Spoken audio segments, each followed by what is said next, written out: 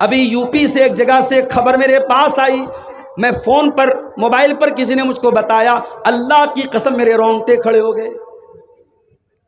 70 سال کی بوڑھی ماں شوگر کی مریضہ تھی، ایک ہی بیٹا اور بہو گھر میں رہتے تھے۔ 70 سال کی بوڑھی ماں گھر میں جگہ جگہ پیشاب کر دیتی تھی۔ بیٹا اپنی بوڑھی ماں کو ڈانٹتا تھا، بہو بھی ڈانٹتی تھی، پھٹکارتی تھی، کیوں تم ادھر ادھر پیشاب کر دے رہی ہو؟ ماں نے کہا بیٹا یاد کر اپنا بچپن، تو بھی تو جگہ جگہ پیشاب کر دیا کرتا تھا اور میں پوچھا لے کر کے تیرے پیشاب کو صاف کر دیا کرتی تھی۔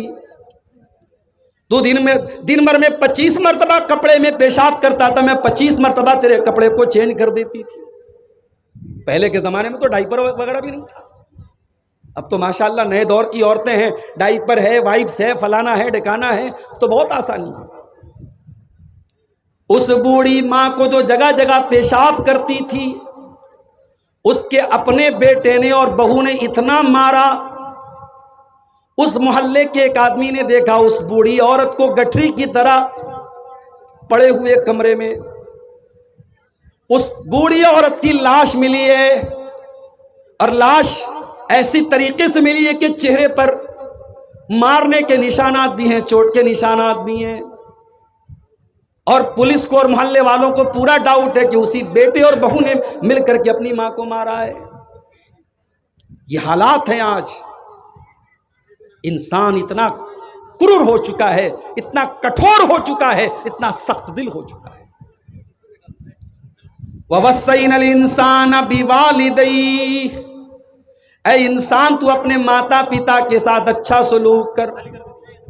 حَمَلَتْهُ أُمُّهُ کرہا، حملت امہ وہنن علی وہن، تیری ماں نے تکلیف در تکلیف سے تجھ کو اپنے پیٹ میں رکھا ہے۔ قرآن کے 26ویں پارے میں اللہ نے فرمایا وَوَصَّيْنَا الْإِنسَانَ بِوَالِدَيْهِ إِحْسَانًا، ہم نے انسان کو حکم دیا اپنے ماتا پتا کے ساتھ تو اچھا سلوک کر۔ حملت امہ کرہا ووضعتہ کرہا، تیری ماں نے بڑی تکلیف سے تجھ کو پیٹ میں رکھا تھا اور بڑی تکلیفیں جھیل کر کے تجھ کو جنم دیا تھا۔ 3 تکلیفیں ایسی ہیں جو ماں اٹھاتی ہے، پیٹ میں رکھنے کی تکلیف، جنم دینے کی تکلیف، اور 9 مہینے تک دودھ پلانے کی تکلیف۔ اسی لیے باپ کا درجہ اپنی جگہ ہے، مگر ماں کا درجہ باپ سے بھی 3 گنا زیادہ ہے۔ دنیا والوں، تم کہتے ہو اسلام نے عورت کو کیا دیا ہے، آؤ میں تم کو بتاؤں۔ اسلام نے عورت کو یہ سمان دیا ہے کہ اگر عورت ماں ہے تو باپ سے 3 گنا اس کا درجہ زیادہ ہے۔ جزاک اللہ بیٹا۔ اللہ کے پیارے نبی کے پاس ایک صحابی آئے اور آ کر کے سوال کیا من احق الناس بحسن صحابتی، اے اللہ کے نبی میرے اچھے سلوک کا سب سے زیادہ حقدار کون ہے؟ آپ نے فرمایا امک کا، تیری ماں ہے۔ پوچھا اس کے بعد کون ہے؟ آپ نے فرمایا تیری ماں ہے۔ اس کے بعد پوچھا کون ہے؟ فرمایا تیری ماں ہے۔ چوتھی مرتبہ آپ نے فرمایا تیرا باپ ہے۔ جس ماں کو اسلام نے یہ درجہ دیا تھا، اس ماں کو آج آپ نے گالی بنا دیا۔ کسی سے لڑائی ہوتی ہے، ماں کی گالی ہم دیتے ہیں۔ تمہیں گالی دینے کے لیے باپ نہیں ملا، گالی دینے کے لیے بھائی نہیں ملا، گالی دینے کے لیے کوئی اور ماں ملی تھی تجھے گالی دینے کے لیے، تو انہیں ماں کو گالی بنا دیا۔ نبی نے 3 مرتبہ ماں کا نام لیا۔ ایک صحابی اللہ کے نبی کے پاس آئے اور کہا اے اللہ کے نبی میں جہاد میں جانا چاہتا ہوں، آپ کے ساتھ جنگ میں جانا چاہتا ہوں، میں اپنے ماں باپ کو چھوڑ کے آیا ہوں، رو رہے ہیں میرے ماں باپ۔ آپ نے فرمایا اے میرے صحابی جاؤ اور اپنے ماں باپ کو ہنسا کر کے آؤ جیسے تم رلا کر کے آئے ہو۔ ماں باپ کو رلانے کی تم کو اجازت نہیں ہے، انہوں نے ہمیشہ تمہیں ہنسایا ہے، ان کی وجہ سے تمہارے لب پر مسکراہٹ آئی ہے، لہذا تمہاری وجہ سے ان کی آنکھوں میں آنسو نہیں آنے چاہیے۔ جاؤ اپنے ماں باپ کو تم ہنسا کر کے آؤ۔ عورت اگر ماں ہے اس کا یہ درجہ ہے، اور یہی عورت اگر بیٹی بن کے آتی ہے، اللہ کے پیارے نبی کیا فرماتے ہیں؟ من ابتلیا بہذہ البنات شیئا کن لہ سترا من النار، جس کو اللہ تعالیٰ بیٹی دے کر کے آزماتا ہے، جس کا امتحان اللہ تعالیٰ بیٹی دے کر کے لیتا ہے اور اس امتحان میں وہ کھرا اتر جاتا ہے، اللہ کے پیارے نبی فرماتے ہیں کن لہ سترا من النار، وہ بیٹی اپنے ماں باپ کو جہنم کی آگ سے بچاتی ہے۔ او بیٹی والو، بیٹی تو تم کو جہنم کی آگ سے بچانے کے لیے آئی ہے، مگر تم نے کیا کیا ذرا غور کرو۔ کتنی بیٹیاں ہیں، باپ اپنی بیٹی سے ڈھنگ سے بات تک نہیں کرتا، جوان بیٹی سے باپ بات کرنا بھی اپنی انسلٹ سمجھتا ہے، باپ گھر میں آتا ہے بیٹی جلدی سے کمرے میں چلی جاتی ہے، باپ کو دیکھ کے ڈر جاتی ہے۔ او لوگوں، باپ بیٹیوں کو ڈرانے والا نہیں، باپ بیٹیوں سے پیار کرنے والا ہونا چاہیے۔ اللہ کے پیارے نبی جناب محمد رسول اللہ صلی اللہ علیہ وسلم کیسے باپ تھے بیٹی؟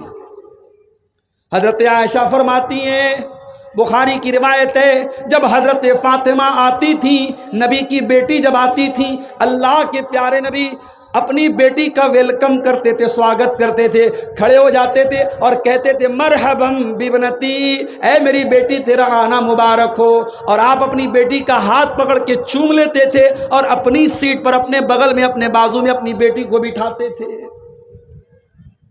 بیٹی اگر ہے عورت تو پیار اور سمان کے لائق ہے۔ ہمارے یہاں تو صاحب کہتے بیٹی پرایا دھن ہوتی، یہ ہوگی کسی کے ہاں کہاوت، ہمارے یہاں بیٹی کبھی پرائی نہیں ہوتی ہے، معاف کیجیے، اسلام میں بیٹی کبھی پرائی نہیں ہے۔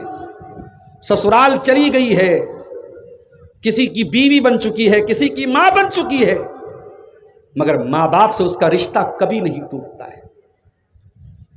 اور میار پور والوں، تم بیٹیوں کو جہیز دیتے ہو، کاش کہ تم نے جہیز بن کر کے بیٹیوں کو وراثت میں ان کا حق دیا ہو۔ جاؤ بہار اور کٹیہار کے کسی بھی عالم سے سوال کر کے پوچھو کہ بھائی اپنی بہن کا حق دیے بغیر اور باپ اپنی بیٹی کو جائیداد میں وراثت میں اس کے حق سے محروم کر کے اگر حج کرنے جا رہا ہے، عمرہ کرنے جا رہا ہے، کیا اس کا عمرہ قبول ہوگا اللہ تعالیٰ کے؟ جاؤ فتویٰ پوچھ لو۔ یہ کوئی آپشنل چیز نہیں ہے کہ چاہو تو عمل کر لو۔ اللہ نے قرآن میں جب وراثت بیان کی فرمایا وَتِلْكَ حُدُودُ اللَّهِ، اے میرے بندو ہم جو وراثت کا مسئلہ بتا رہے ہیں، بیٹی کا اتنا ہے، بیٹے کا اتنا ہے، شوہر کا اتنا ہے، بیوی کا اتنا ہے، باپ کا اتنا ہے، ماں کا اتنا ہے، ہم یہ جو مسئلہ بیان کر رہے ہیں، اے دنیا والوں کان کھول کر کے سن لو، وَتِلْكَ حُدُودُ اللَّهِ، یہ اللہ کی بنائی ہوئی بارڈر ہے، یہ اللہ کی بنائی ہوئی حد ہے۔ انڈیا کی بنگلہ دیش کی بارڈر قریب ہے آپ کے ہاں سے، بنگلہ دیش کی بارڈر اور نیپال کی بارڈر قریب ہے آپ کے یہاں سے۔ اگر بارڈر پر بی ایس ایف کے جوان بیٹھے ہیں، اگر اللیگل طریقے سے کوئی بارڈر کراس کرتا ہے فوراً سپاہی ایکشن لیتے ہیں۔ اللیگل طریقے سے کسی کو کسی دوسرے دیش کی سرحد میں جانے کی اجازت نہیں ہے۔ اللہ کہہ رہا ہے وراثت کا جو قانون ہم نے دیا ہے یہ اللہ کی بنائی ہوئی بارڈر ہے، یہ اللہ کی بنائی ہوئی حد ہے، یہ اللہ کی بنائی ہوئی لمٹ ہے، اس کو کراس کرو گے تو تم اللیگل مانے جاؤ۔ باپ کے مرنے کے بعد بھی باپ کی وراثت میں بیٹی کا حق ہے۔ ہاں بیٹے کا آدھا ملے گا اس کو، کیونکہ بیٹا کماتا ہے، بیٹا اپنی ماں کو بھی خرچہ دیتا ہے، بیوی کو بھی خرچہ دیتا ہے، بیٹے کی ذمہ داری رہتا ہے، بیٹے کو ڈبل ملے گا، مگر بیٹے کا آدھا بیٹی کو بھی ملے گا، بھائی کا آدھا بہن کو بھی ملے گا۔ یہ اللہ کا بنایا ہوا قانون۔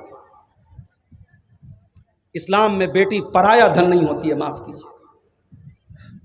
یہی عورت جب بیوی بنتی ہے، کبھی آپ نے غور کیا نکاح کا یہ بندھن کتنا مضبوط ہوتا ہے؟ شوہر اور بیوی کے درمیان نکاح کے بعد کوئی پردہ نہیں ہے۔ جب تک شادی نہیں ہوئی تھی ایک دوسرے کو دیکھنا بھی جائز نہیں تھا، جب تک شادی نہیں ہوئی تھی عورت کے بدن کو ٹچ کرنا بھی حرام تھا، جب تک شادی نہیں ہوئی تھی عورت کے بدن کو دیکھنا بھی حرام تھا، اور آج نکاح ہو گیا، سر سے پیر تک وہ عورت حلال ہو گئی۔ یہ نکاح کی برکت ہے۔